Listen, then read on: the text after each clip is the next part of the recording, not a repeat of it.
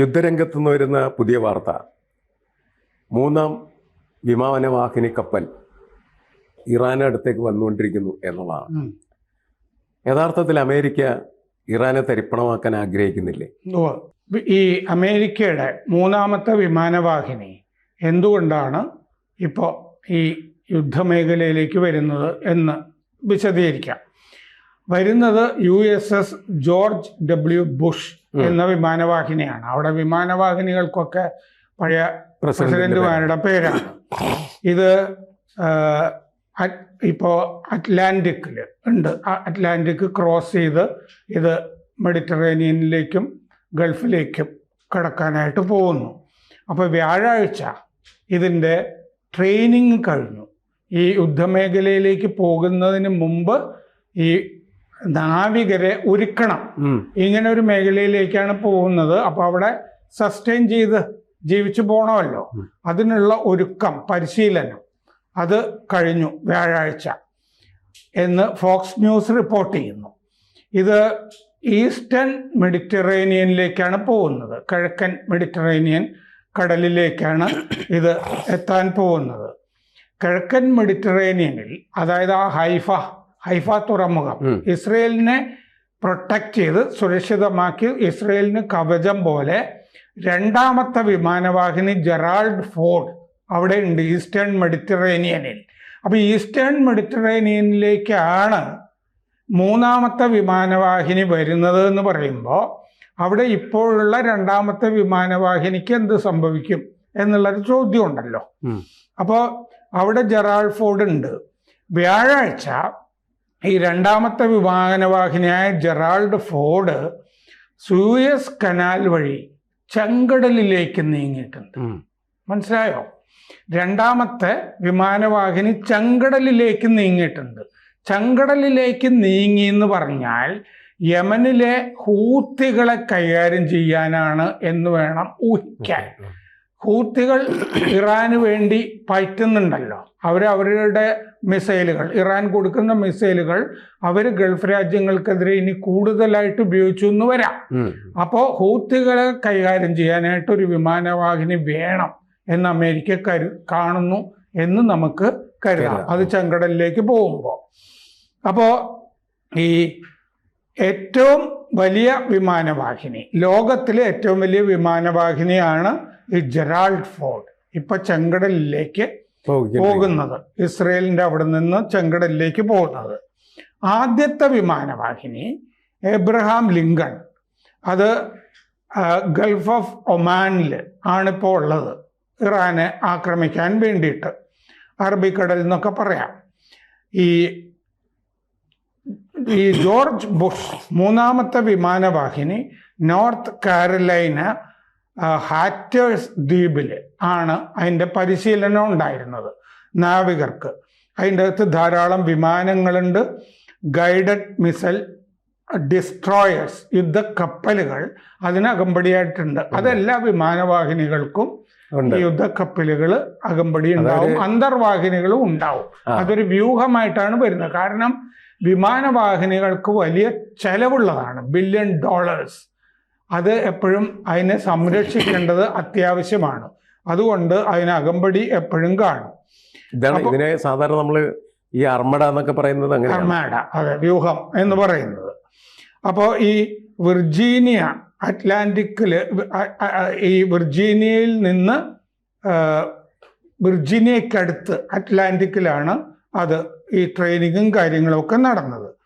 ഈ ഫോർഡ് എന്ന് പറഞ്ഞ വിമാനവാഹിനി, ഇസ്രയേലിൻ്റെ ഹൈഫ തുറമുഖത്തിൻ്റെ അടുത്ത് നിലയുറപ്പിച്ചിരുന്ന ഫോർഡും അതിൻ്റെ അകമ്പടി കപ്പലുകളിലൊന്നായ US ബെയിൻ ബ്രിഡ്ജും ആണ് സൂയസ് വിട്ട് ചെങ്കടലിലേക്ക് പോകുന്നത്.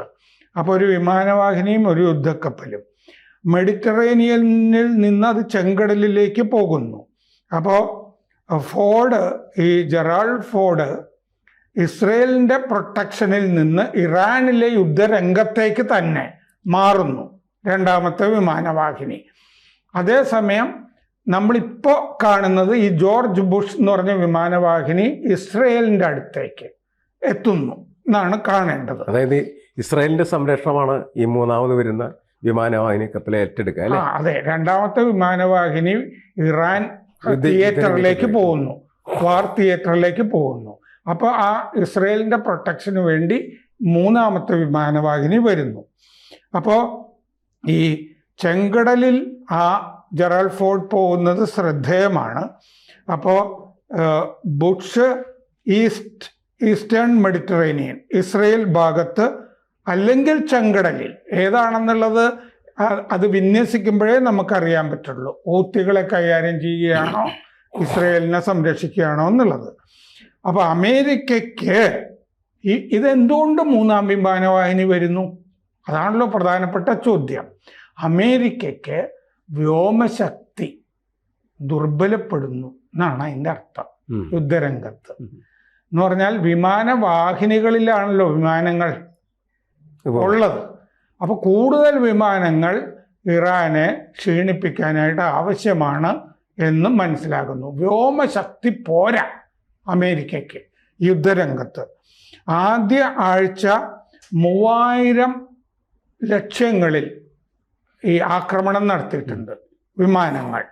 ഇറാനിലെ 3000 ലക്ഷ്യങ്ങളിൽ 43 ഇറാൻ കപ്പലുകൾക്ക് നേരെ ആക്രമണം നടത്തിയിട്ടുണ്ട്.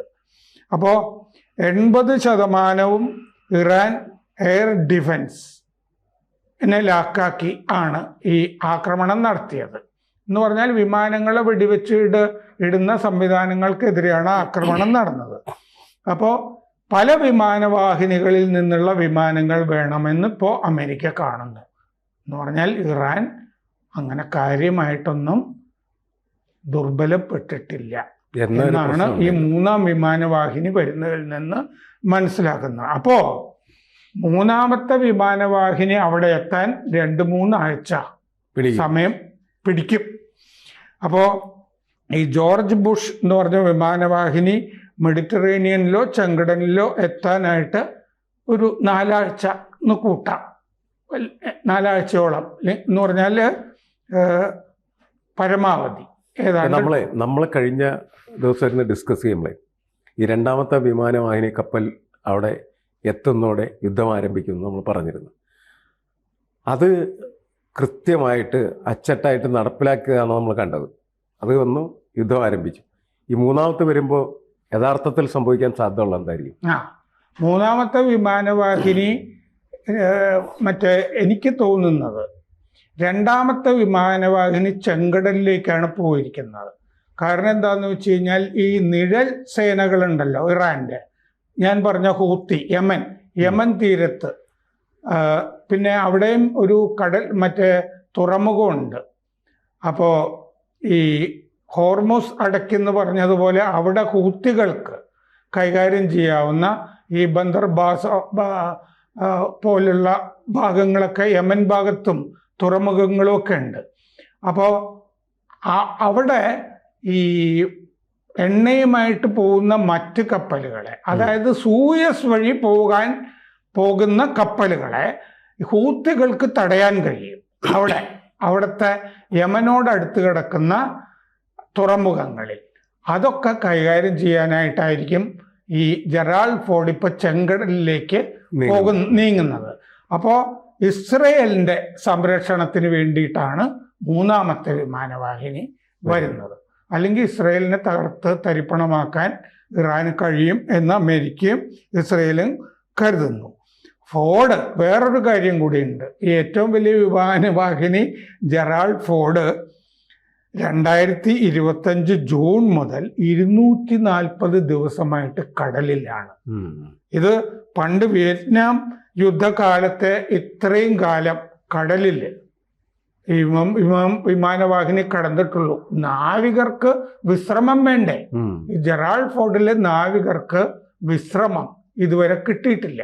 പിന്നെ ജെറാൾഡ് ഫോർഡിന് നമ്മൾ ഇതുവരെ ചർച്ച ചെയ്യാത്തൊരു കാര്യം, അത് എന്തിനാണ് അത് പറയുന്നതെന്ന് വിചാരിച്ചിട്ട് ഞാൻ പറയാതിരുന്നതാണ്. അതിൻ്റെ അകത്ത് ഒരുപാട് പ്രശ്നങ്ങൾ. ഈ ജെറാൾഡ് ഫോർഡിൻ്റെ അകത്ത് 60ഓളം കക്കൂസുകളുണ്ട് നാവികർക്ക്. സക്ഷൻ വഴിയാണ് അത് കൈകാര്യം ചെയ്ത് ഈ മാലിന്യം കൈകാര്യം ചെയ്ത് പോകുന്നത്. ഉം. ഈ കക്കൂസുകൾക്ക് കേടുവന്നിട്ടുണ്ടെന്നാണ് റിപ്പോർട്ട്. ഉം. ജെറാൾഡ് ഫോർഡ് വിമാനവാഹിനിയിൽ. ഇത്രയും ദിവസം അതിൻ്റെ പേരിൽ. അത് ഇടക്കിടയ്ക്ക് റിപ്പയർ ചെയ്യുകയൊക്കെ വേണമല്ലോ. അപ്പൊ കുറച്ച് റിപ്പയറും കൂടി അതിൻ്റെ അകത്ത് ഉണ്ട് എന്നുള്ളതാണ് മുമ്പ് നിരന്തരം വാർത്തകൾ വായിച്ചിരുന്ന ഒരാൾ എന്നുള്ള എനിക്ക് തോന്നുന്നത്. അതിൻ്റെ അകത്ത് റിപ്പയർ ആവശ്യമുണ്ട്, ഇവർക്ക് വിശ്രമം ആവശ്യമുണ്ട്, മര്യാദയ്ക്ക് അവർക്ക് ഈ പ്രാഥമിക കൃത്യങ്ങൾ അതിൻ്റെ അകത്ത് നിർവഹിക്കാൻ കഴിയാത്ത പ്രശ്നം കൂടി നിലനിൽക്കുന്നുണ്ട്. കൂടുതൽ വാർത്തകളും വിശേഷങ്ങളും നിങ്ങളിലേക്ക് എത്താൻ ABC മലയാളം സബ്സ്ക്രൈബ് ചെയ്യുക, ബെൽ ബട്ടണും അമർത്തുക.